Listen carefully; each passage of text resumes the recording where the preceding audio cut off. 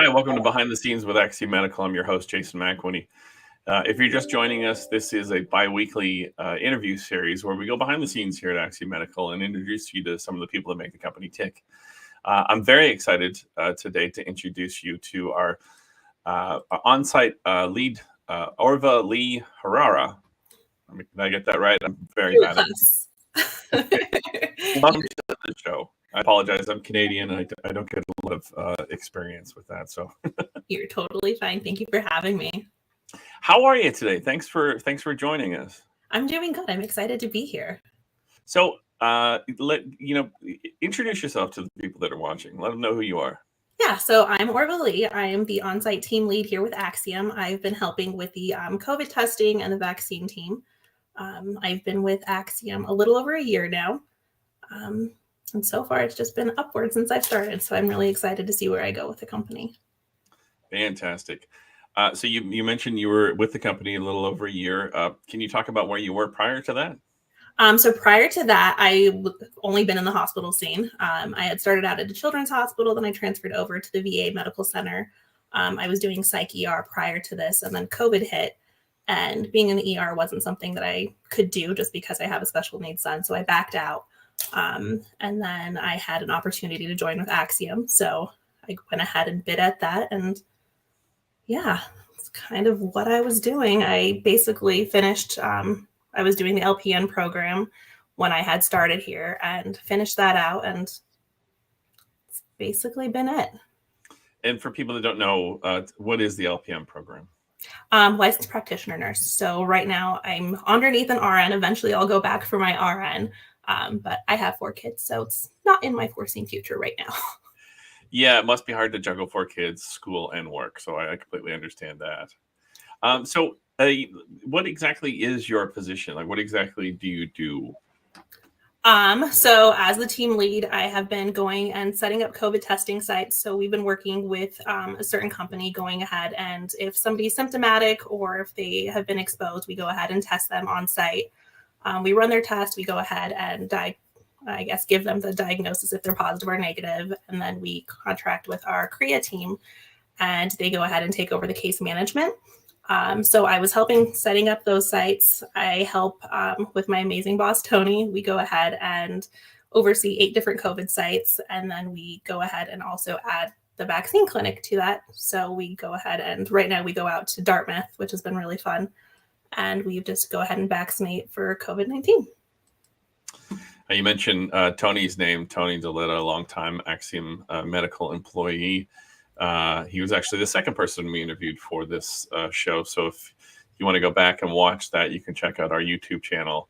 I totally did that the other day. Yeah, we've done a few things with Tony.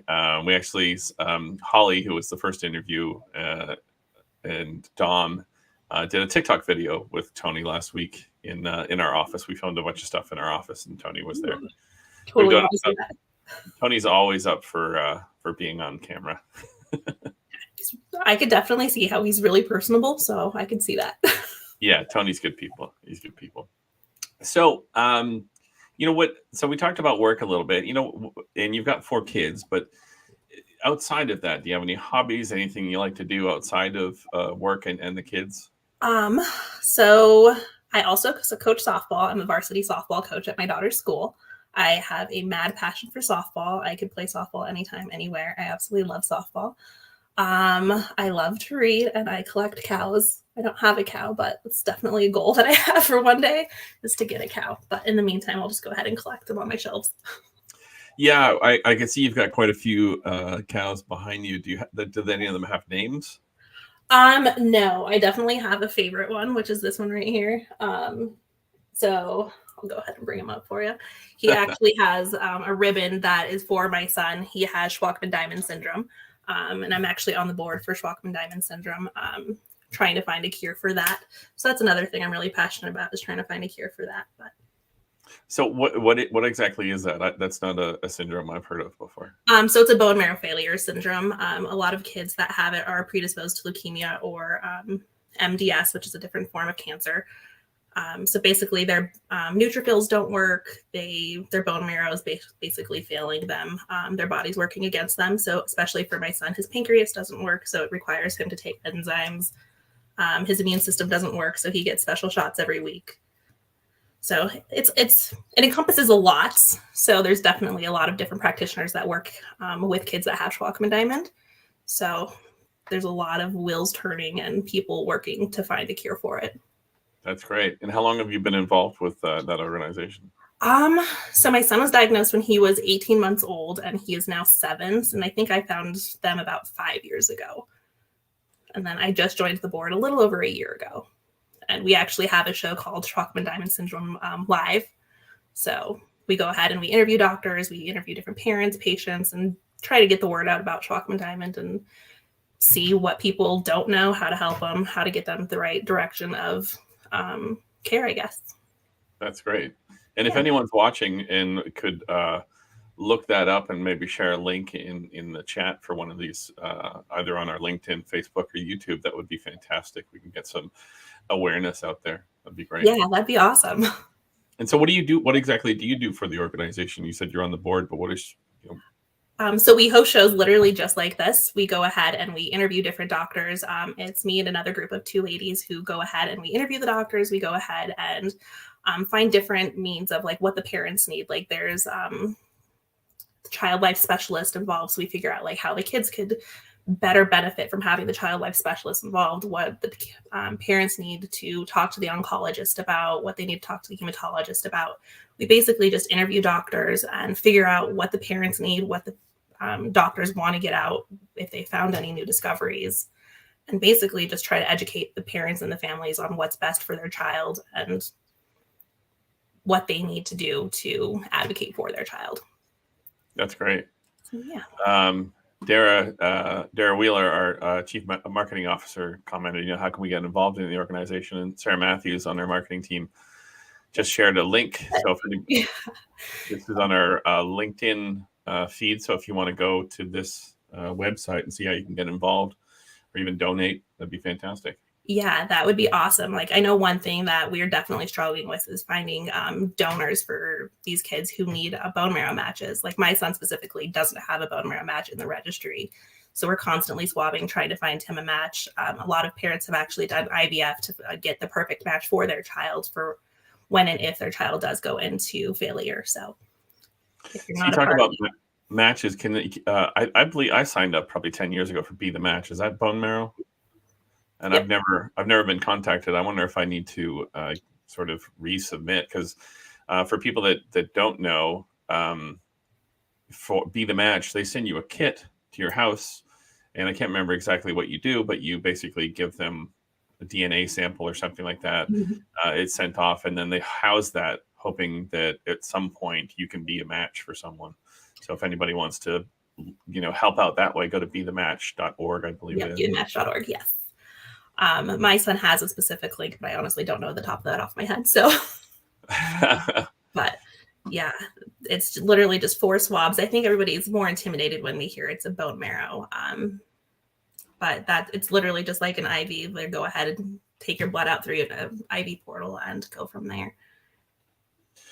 Well, fantastic. That's really amazing. I hope that we can get some. Well, let's see here. We've got Sarah Brenner shared the same link as well. Darla Miller says, "Yeah, Be the Match's bone marrow donation." Yes, fantastic. They're a great organization. We've done several drives with them, trying to find different matches for different people, and it's been really fun to work with them and get the word out. Because Schwalken-Diamond, like even when my son goes to the emergency room, they have no clue what it is. So you're having to educate doctors on what a certain syndrome is, and that's intimidating. Yeah, that can be. I can't imagine being in a hospital and having that feeling of knowing something that a doctor doesn't know. Yeah. That is wild. I don't want to talk about a particular primary care physician that I've had in the past, but it was a little unnerving being in the room with that person and them Googling symptoms. Yeah. Well, see, like for me, like I definitely take that as a learning moment now. Like at first I was definitely offended by it because I'm like, you should know everything. You're a doctor. This is what you're doing. But then I realized how rare the specific disease is.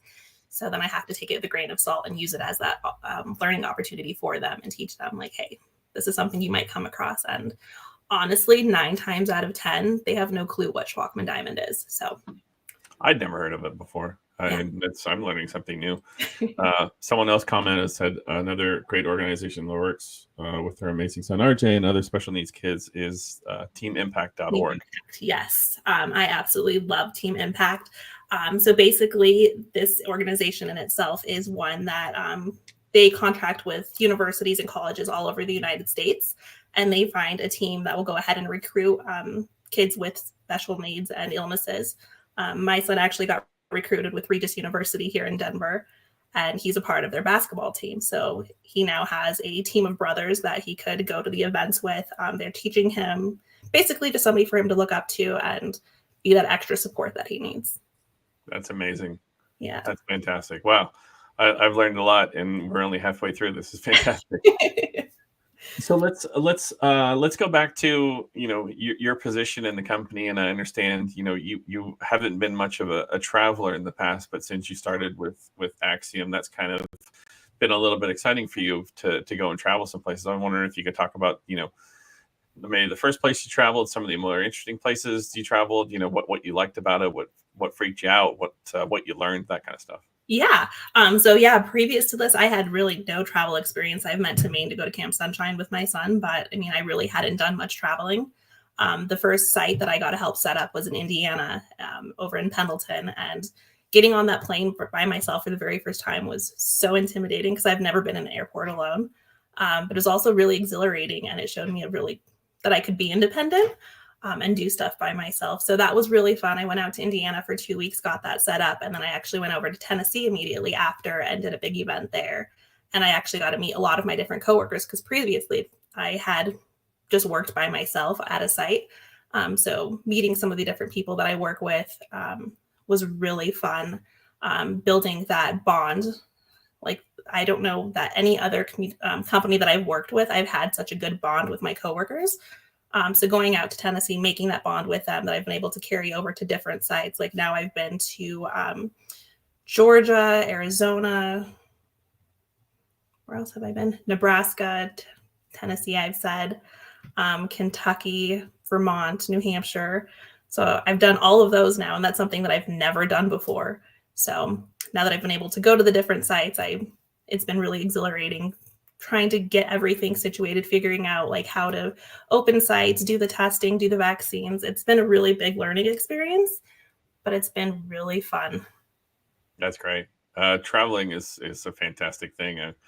I've done as people may be aware, I'm originally Canadian, but I've done a lot of traveling in the States prior to moving here. So I had one of those giant road calendars that I would highlight each state that I've been to. And I had my own set of rules. Like if I had a layover in Phoenix, like it wouldn't count. Yeah. I actually had to spend some time outside of the airport for it to count. Step out of the airport.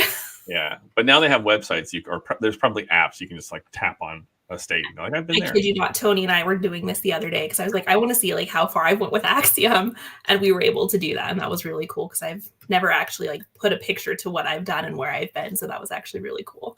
That's funny. I think I'm like 30 something states I think I've been to. There's just a few that I haven't been to. Up in the north, like the North Dakotas and all of that. I haven't been to those states. Yeah, I got to work. Now I've been a lot of places east, so I got to work west. There you go. And you call Colorado home, which is picturesque and beautiful. So you really don't need to travel when you live in a state like that. Exactly. Like I could, depending on which direction I go, I could have the plains or I could have the mountains. So the only thing I'm missing water, but I don't know how to swim, so I'm really not missing it. Oh, there you go. And plus, I mean, if you've got those mountain lakes, I don't think you really want to swim in there in the winter. Trust me, I used to live in the Rockies in Canada, and swimming in the Rocky Mountain lakes in the summer is just not fun. Yeah, no, I'll definitely pass. We'll go tubing in the rivers, and that's as much water as I need. Fantastic. So what is the future hold for you? Where do you see yourself? You mentioned you're probably going to go back for your RN at some point. Yeah, I definitely have to go back for my RN at some point. I don't know exactly when in my time frame that's going to be, but it's something that I have out there that I want to do. I want to go for my nurse practitioner. But right now I'm really enjoying what I'm doing here with Axiom. I want to see where I could go with Axiom.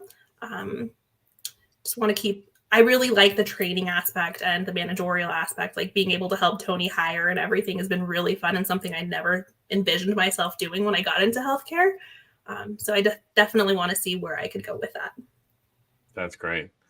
Let's check out some comments we got here. So Michelle, who was on-site services for the entertainment productions in LA and worked with Tony as well, love him. Moving to Axiom marketing team. What's been your favorite location you've worked so far? Honestly, Indiana, going out to Pendleton, getting that started, being able to see a site go from start to finish. It was really fun because when we went out there, I had zero clue what I was going to do.